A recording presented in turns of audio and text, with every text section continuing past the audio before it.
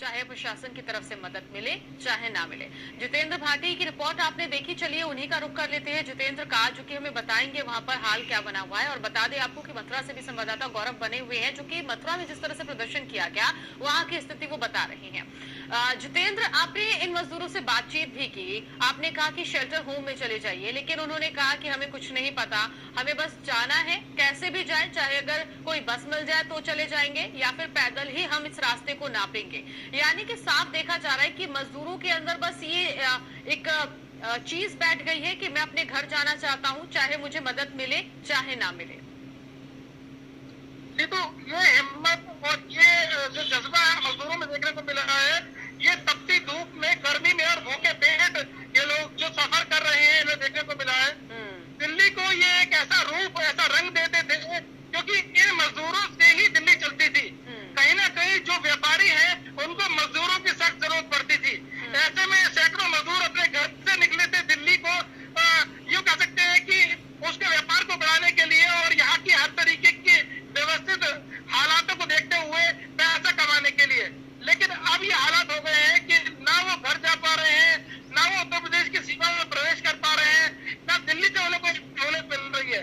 हालांकि दिल्ली पुलिस इन सभी प्रवासी मजदूरों को शेल्टर होम भेज रहे हैं। डीटीसी की बसों में बिठाकर इनको शेल्टर होम में भेजा जा रहा है, जहाँ पे इनका स्वास्थ्य परीक्षण होगा। परीक्षण के बाद जो रेलवे का या कि बस का टिकट बुक होगा और फिर इनको भेजा जाएगा। ऐसे में जाहिर तौर पर कुछ दिन जरूर लगेंगे, लेकिन अभी इनका सब्र की बात बिल्कुल टूट चुका है, क्योंकि इनकी कहना है कि इनसे इनकी बिल्कुल, क्योंकि इनका ये भी कहना है कि पुलिस ने इन्हें रोका, लेकिन फिर भी इन्होंने छिपछिपाते हुए किसी दूसरे रास्ते से वो निकले।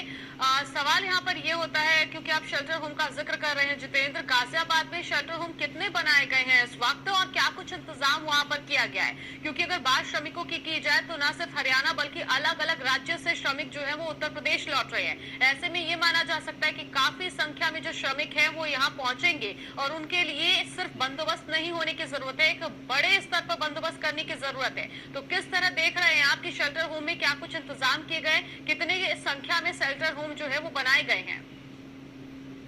गाजियाबाद के जो सीएम है अजय सिंह पांडे, वो इस पूरे मामले को लेकर काफी सख्त है और गाजियाबाद के एसएसपी सलामी निशानी लखनऊ की सीमा पर ट्रांसफर हुआ है गाजियाबाद में और उन्होंने पूरी कमान अपनी संभाली हुई है। शेल्टर होम की अगर बात करें तो शेल्टर होम काफी सारे हैं गाजियाबाद में और वहाँ पर स्वास्थ्य परीक्षण किया जा रहा है प्रवासी मजदूरों का, और उसके बाद जो कि सक्षम है लेकिन खरीद सकते हैं वो उत्तर प्रदेश की होटल पर जाकर टिकट भी परचेज करते हैं। उसके बाद होने के बाद गाजियाबाद से ट्रेन चल रही है जो जैसे वो लोग खासतौर से देखते कह सकते हैं जज्बा था वो कहीं ना कहीं टूटता नजर आ रहा है। मासूम बच्चे और जो महिलाएं हैं वो काफी परेशान है। बंदोबस्त किए गए हैं शेल्टर होम के, लेकिन डीएम की तरफ से क्या कुछ कहा जा रहा है? क्या बसों का इंतजाम किया गया है इनके घर को भेजने के लिए इनको, या फिर ये लोग इंतजार कर रहे हैं कि सरकार की तरफ से कोई आदेश आएगा उसके बाद ही कोई कार्रवाई की जाएगी? देखिए, गाजियाबाद में पूरी तरीके से काम हो रहा है। जो उत्तर प्रदेश के निजाम है, मुख्यमंत्री योगी आदित्यनाथ, उन्होंने खास तौर से गाजियाबाद पर अपनी नजर बनाई हुई है और वो गाजियाबाद के जो सीएम है अजय सिंह पांडे, उन्होंने पहले ही क्लियर कर दिया था कि शेल्टर होम में पहले स्वास्थ्य परीक्षण होगा और उसके बाद इन सभी को टिकट अगर वो बसें जाएंगी तो उनको टिकट के द्वारा, और अगर ट्रेन से जाते हैं तो ट्रेन का टिकट बुक कर उनको भेजा जाएगा। ऐसे में जो लोग हैं शेल्टर होम में उन्हें पूरी व्यवस्था मिल रही है, खाने को खाना मिल रहा है, लेकिन जो लोग और आ रहे हैं कहीं ना कहीं भीड़ बढ़ रही है। ऐसे में शेल्टर होम कुछ और नए बनाने होंगे, कुछ और नए जो इनिशिएटिव लेने पड़ेंगे, क्योंकि इस तरीके से निरंतर भीड़ बढ़ रही है, जाहिर तौर पर ये गंभीर है और अब इसीलिए ही उत्तर प्रदेश की सीमा पूरी तरीके से कर दी गई। जितेंद्र, क्योंकि आपके पीछे तस्वीर हम देख रहे हैं, आप भी बॉर्डर के पास खड़े हैं, जरा आप दिखाइए कि वहां पे किस तरह की हलचल है, क्योंकि माना ये जा रहा है कि ये भी वो बॉर्डर है गाजियाबाद का जहां पर काफी संख्या में मजदूर वहां पहुंच रहे हैं और पुलिस ने उन्हें रोक दिया है। तो किस तरह से बॉर्डर पर स्थिति अभी है?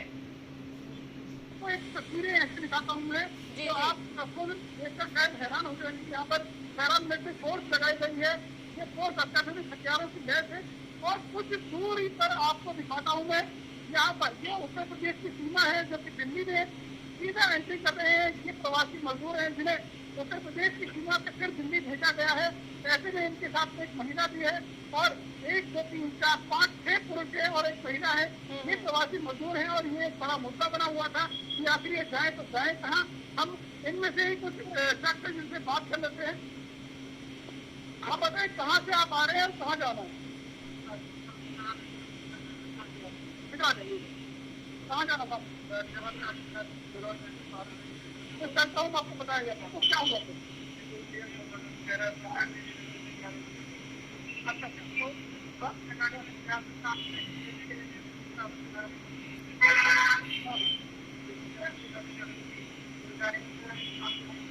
कितने लोग हैं आप? महिला भी है। बिल्कुल, क्योंकि इन लोगों को दोबारा दिल्ली भेजा गया है, ऐसे में परेशानी जो है वो दुगनी हो चली है, क्योंकि पहले इनको इंतजार था कि ये उत्तर प्रदेश किसी भी तरह से पहुंच जाएंगे, लेकिन जब बीच बॉर्डर पर ही इन्हें रोक दिया गया तो दोबारा इन्हें दिल्ली भेजा गया है।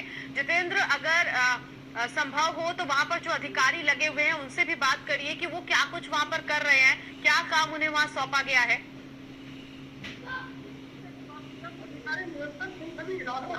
खबर कर रहे हैं, यानी कि आते हैं उसके इंस्पेक्शन देते हैं और चले जाते हैं। यहाँ पर पैरामिलिट्री फोर्स कराई गई है। आप देख सकते हैं दिल्ली में ये मौजूद है जो कि दिल्ली में प्रवेश करने के लिए इनको मना कर रही है। और ऐसे में बड़ा मुद्दा है कि उत्तर प्रदेश से आए हुए ये लोग कहाँ जाए, दिल्ली में आ गए हैं, दिल्ली पुलिस कह रही है।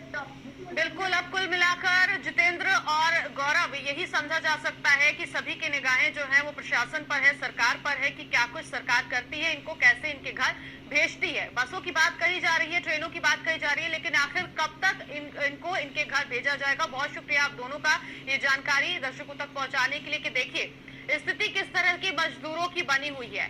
चलिए आगे बढ़ेंगे, जहां गैर राज्यों से लगातार अपने वतन वापसी को लेकर प्रवासी मजदूरों का पलायन भी जारी है। इसी पलायन के